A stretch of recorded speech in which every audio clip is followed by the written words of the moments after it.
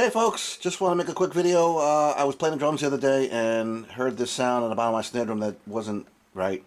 When I went to take a look, I noticed that one of the nuts came off with a screw inside. So I took the snare drum apart, and while I was doing some maintenance and putting it back together again, I accidentally broke the throw, the Gretsch throw. Yeah, I snapped the screw, where you tighten the bands, the plastic band that holds the strainer that you feed through here, this plate, and one of the screws in here, when I tightened it a little bit too much, it went snapped. So I broke the screw inside, and it's flush on both sides. I can't get to it, and I can't really drill it out. Well, I probably can, but I did do some research on Amazon, and I found a newer one actually. It's basically this one, except it has the name Gretsch on it. So I bought that. I'm waiting for it to come, so I'm going to replace it with that. They do have this replacement throw, but I kind of like the other one because it has the name Gretsch on it. I kind of like that. So I'm probably going to use that. I may get the other one too, just to keep it original. In case I sell this snare drum, I can put the original back on. But I do like the new one. It's almost exactly the same. It looks exactly the same as this, except it just has the name Gretsch on it. Just so you know, this is the drum I always use. I'll show you. Yeah, it's the Gretsch Catalina. This is what I've been using for almost all my videos, the classic rock stuff, and I've been getting a lot of positive feedback from this snare drum, and it just sounds amazing. Most people like it. I use it for Black Sabbath, for Led Zeppelin, for Rush, ELP, Jethro Tull, Deep Purple, all that stuff. You'll notice that this is the snare drum that I've been using, and it sounds absolutely amazing. I got it off of eBay many moons ago, and it just became my favorite snare drum. I use the Renown, the Gretsch Renown drums. Right, let me show you a picture of the label. I use these, but the snare drum that came with that is not as nice as this one. I do have the original from the Gretsch, but I don't use it. I use this instead. So this is down, waiting for the replacement. I do have a new set of strainers that I'm going to be using from Pure Sound. Upside down. Yeah, there we go. So I'm going to be using these. This is the one that came off the drum, and a lot of the snares actually broke off of it. So there's a few missing at the end here, and it still sounded great. And as it was coming off one by one, I just pulled them off, and it just kept going. But these will be replaced. Hopefully it's not going to change the sound too much, because I liked it the way it sounded before things started to break on me. So depending on what these are going to sound like, I may pull off some strainers from the bottom. I may remove a few, or just get ones that have less. Yeah, keep holding it upside down. Sorry about that. Yeah, but these are supposed to be really good. These Pure Sounds. So we'll try those. Oh, by the way, these are the I don't know if you can see it 100%, but these are the earplugs that I use. These are amazing.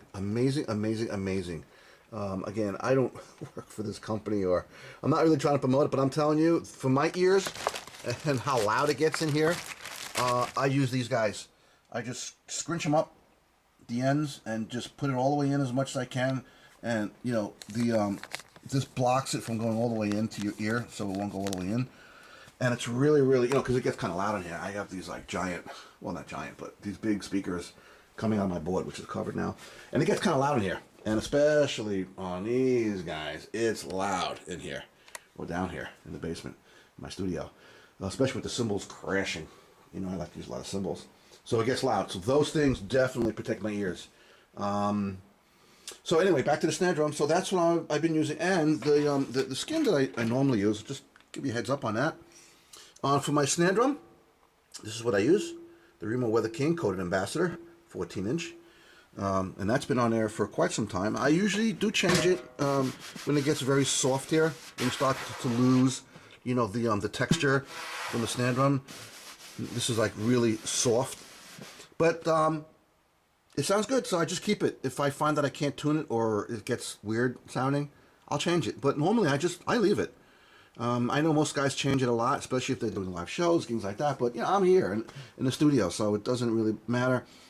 and I get good response out of it. Tuning is fine. As long as I can tune it and get good response, I keep it as long as I can. For the bottom, for the batter side, these are just like a no-name, nothing. It's just clear. It's probably like a Remo, I would imagine. And Remo is usually what I use for the bottom skins, Remo clear. But this one, because it was the original that I bought off of eBay, I never changed it. So this is the original, whatever was on there. The only thing I did change was the top batter. I did put that on. But the bottom I left alone because there was nothing to change, so I just left it alone. So that's the original strand, and this is the original skin on the bottom. Right, this was the original strand that came with the drum, with the plastic, with the plastic ends on there. So I left it alone, and I left that alone, and that was the drum. On my toms, I've been using these. It's the Remo, the fiber skin 3FA batters. I believe these are. Hold on one second. Yeah, sorry about that. I believe these are like an ambassador type. I don't think they're the diplomat. I think they're the ambassador. But yeah, these are the ones that I use. And the reason why I'm changing these is because it got a little weird there. You see in the middle there, it's got kind of scrunchy. Yeah, I don't know whether that's from water, from humidity, because sometimes I kept these out in the garage and they may have gotten wet, but they've been on the drums for, I don't know, for years, I think. I haven't changed these in a long time. And that's what I've been using. So I did change them. Sorry about that again. I did change them, and I have the new one on here. And this one's nice and clean, smooth. But I did not have the replacement for the 10, which I broke last night again. So this one, when I went into my stock of skins, I only found this in 10-inch. So I'm using the Remo Diplomat, coated, right? Remo Diplomat coated. So it's going to sound weird because one has one particular sound, and this one has this sound. So the tone is totally different. So, but that's all I have. So that's what's going to stay on there until I get more. So that's what I'm going to use. And for a snare drum replacement, up until I can get the Catalina fixed, I did dig out, because I do collect snare drums. That's one of my things I like to do. I did find this old Rogers snare drum. Very cool. I'll show you the throw. It is the throw. By the way, I have all these, I have my whole snare drum collection online. So if you guys want the link to that, you could, I'll email it to you. I'll send it to you, whatever. And I have like 50 snare drums, like classic snare drums from the 1800s. That's amazing stuff. So this is the Rogers. Again, let me just pull this around. Where's the Rogers insignia? Yeah, there she goes, right there. And this sounds amazing. Again, I also put on there the fiber skin 14-inch batter. On the bottom, yeah, see on the bottom, I use, right, that's what I use with the bottom. Normally, when I buy it and replace it, that's what I use. But again, I think this came with it. And you can actually hear my voice echoing through the snare drum. So this is the original strands on the bottom. That's the original. And I believe there might be some missing or some loose. Yeah, but that's the original. And that's the throw. That's the original throw from the snare drum, particular model. And that's the skin that I'm using on it. That's what I use. Nice warm tone. And it sounds amazing. I love the snare drum. Not sure if it's going to replace the Catalina, but I was playing with it last night, and it sounded amazing. I can really get some fast rolls off of this. For some reason, the way I tuned it, the way it's a great response. Great sounding snare. Really sounds nice. It has a nice sound to it. And that's basically it. So you guys know the kit. I'll just give you a quick run around from the kit. These are my Zildjian 14-inch sound edge hi-hats. I've had these for like 15 billion years. I don't know. I've had these, I think, since I'm a kid, actually. And I did break it. The top hi-hat, I broke it. See, I kind of like cracked it there. So I didn't want to do any more damage, so I switched the tops and the bottoms. So the sound edge part, which is this, the part that's grooved, is supposed to be on the bottom, but I put it on the top, and I put the top on the bottom to preserve breaking this anymore. So when I play, I kind of like push that over to the back side, and I just play here. So that's a reverse 14-inch Zildjian 2000. I think it's a 2002 pasty hi-hat system. I'll just go around here. I won't have to mention every symbol, but they're all going to be Zildjian. Zildjian Splash, right? Zildjian, if you can see that, Zildjian Splash. And I got some more Zildjians here. They're all, I don't know what they are. Some are bright, some are dark. So you got a K there. You got that one. This one doesn't have any name. It's just Avitas Zildjian. Here my ride that I'm using. Yeah, I'll show it to you upside down. That's my ride. It's a heavy 22, and you can't really see it in there like that. I'll try to get like that. Yeah, so that's that one. Here's another, like a Buddy Rich crash. It's a Avitas Zildjian. It's a Turkish symbol. These are really old. This one and this one are probably my oldest symbols, which I love. I love that one because it's nice and dark. Again, this one too is a Zildjian, very, very old. Oh, here it is. Here's the what it is. Okay, that's that one. And I have one more China on this side. Again, probably Zildjian, I'm not really sure on that one. For my skins, for my floor tom-tom, I'm using that. It's the Ambassador coated for my floor. The other tom-toms you saw, I used the fiber skin F3A. And on this one today, I'm using the Diplomat coated, but I would be using that one on my 10-inch. That's a 10, that's a 12, and that's a 18. I have two other drums here. That's my 13 and my 16 floor on the bottom, but I'm not using them. So we're just keeping it over there for now. And what else? Oh, there's my bass drum. Bass drum 2 uses, on my bass drum, yep, same thing, like that, coated. Ambassador coated, right, yep. And for my pedals, I have a cheap double floor pedal. It's called an Enforcer. I don't know, it's a piece of junk, but that's all I have. So that's what I'm using. And on my hi-hat, it's an old Tama hi-hat. It's really, really, really old. So I have very, very old equipment. Don't really have the budget to upgrade as much as I like to. Oh, and this guy, it's a Black Hawk. It's a Gretsch Black Hawk. Where is the, there it is. That's what I use for my 6-inch, 8-inch? Yeah, 8-inch. Yeah, 8-inch tom. That I use, it's metal. It's a metal drum. And I use it for like timbali sounds and very small. Now, I'll give you a sample what it sounds like. All right.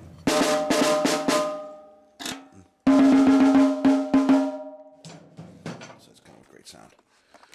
And that's it, really. So once I can get those skins together and I can put it all back together, I may go back. Oh, that's nice to see.